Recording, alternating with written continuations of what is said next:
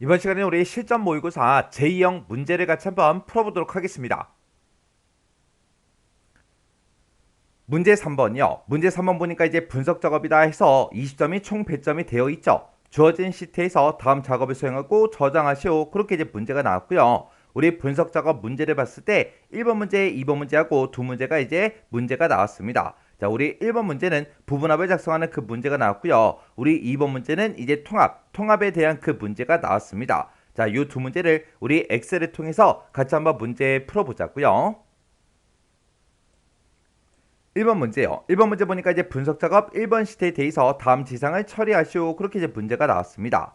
자, 우리 분석 작업 1번 시트에 왔더니 월드 스포츠 클럽 청구 내역이다 해서 이렇게 이제 데이터가 쭉쭉쭉 전부 다 이제 들어 있습니다. 자, 그때 이제 부분합 기능을 이용해서 우리 월드 스포츠 클럽 청구 내역이라는 이 표에서 그림과 같이 운동병별로 사용 금액의 이제 평균을 계산하래요. 계산을 한 다음에 그 다음에 이제 회원 등급별로 청구액의 이제 합계를 계산하시오. 그렇게 이제 문제가 나왔습니다. 자, 우리 문제 그림 봤을 때 지금 이렇게 이제 나왔어요. 지금 여기 보니까 이제 운동병별로 수영의 평균이다, 우리 스쿼시의 평균이다, 그 다음에 헬스의 평균이다, 전제 평균이다 해서 우리 사용 요금에 대해서 이렇게 이제 평균값들이 싹 다 이제 계산이 되어 있죠.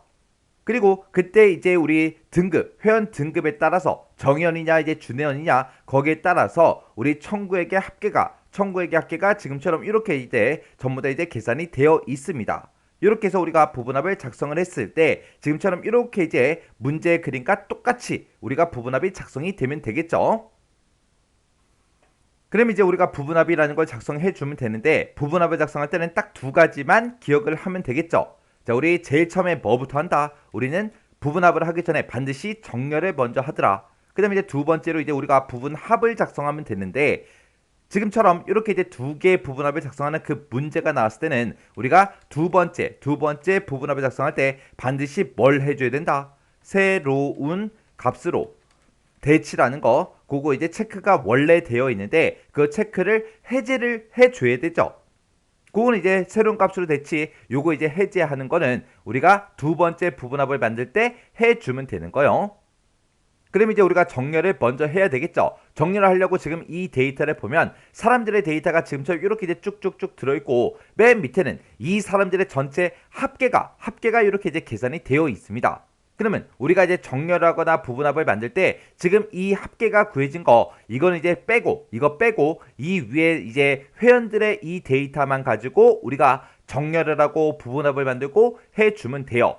해서 우리가 A의 3번 셀부터 시작해서 우리가 H의 12번까지 이만큼 이제 범위를 지정을 해주고 그리고 우리가 이제 정렬에 들어가야 됩니다. 그때 이제 첫 번째 지상 보니까 정렬은 첫 번째 기준은 이제 운동명이고요. 둘째 기준은 이제 회원 등급이래요. 이 두 개 값에 대해서 오름차순으로 처리해라. 그렇게 이제 문제가 나왔죠. 그러면 우리가 정렬할 때 데이터는 요 메뉴 이제 찾아가면 되죠. 해서 데이터는 메뉴를 찾아간 다음에 우리 정렬을 필터해 보게 되면 정렬이라고 있습니다. 여기서 정렬해서 이제 클릭이요.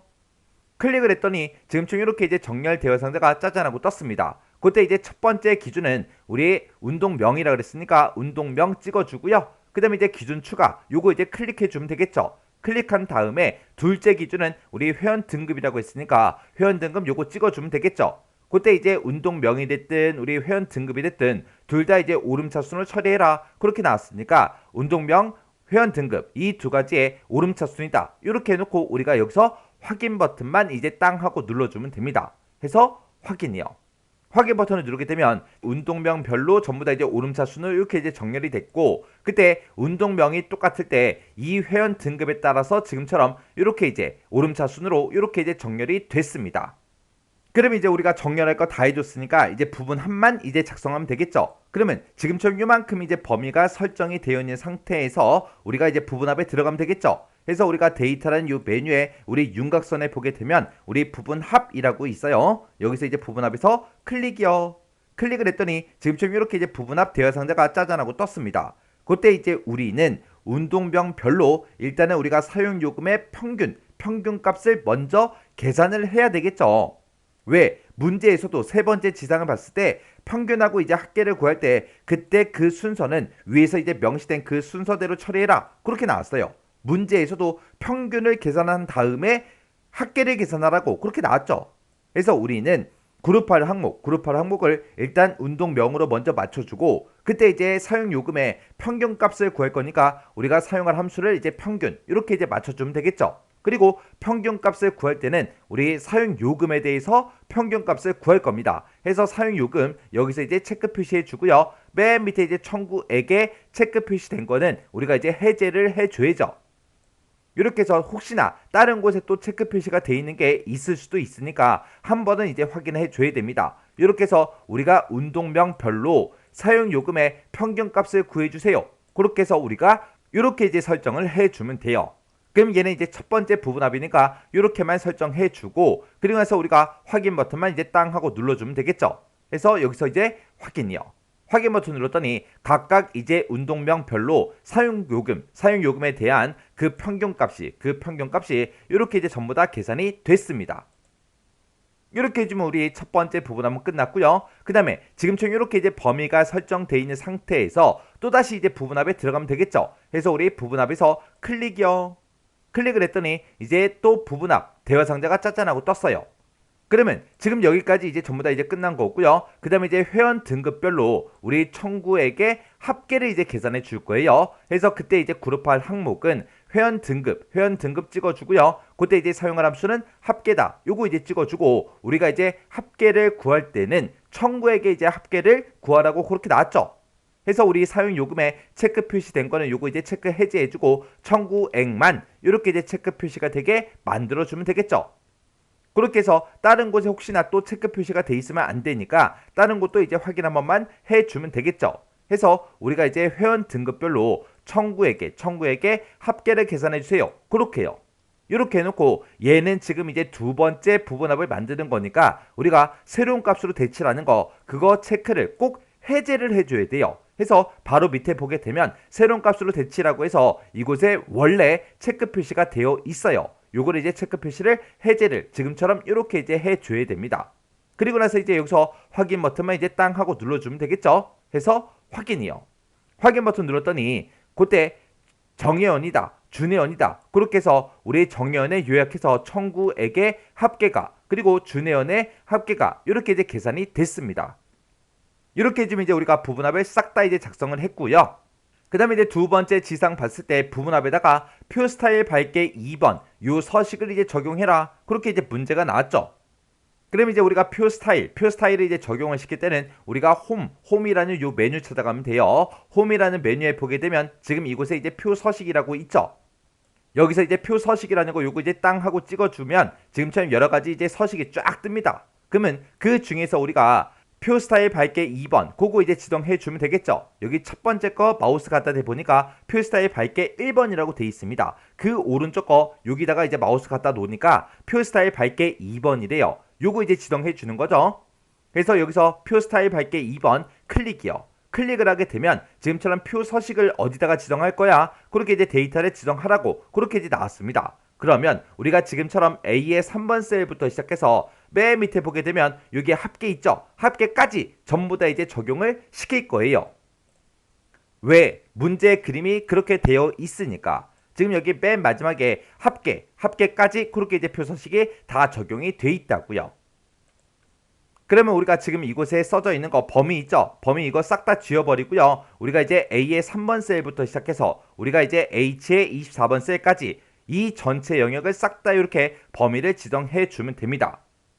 그리고 우리가 지금 가지고 있는 이 데이터의 첫 번째 행은 지금처럼 이렇게 필드명이죠. 열 제목이죠. 그래서 머리글이 포함되어 있다. 이곳에 지금처럼 이렇게 이제 체크 표시가 되어 있으면 돼요.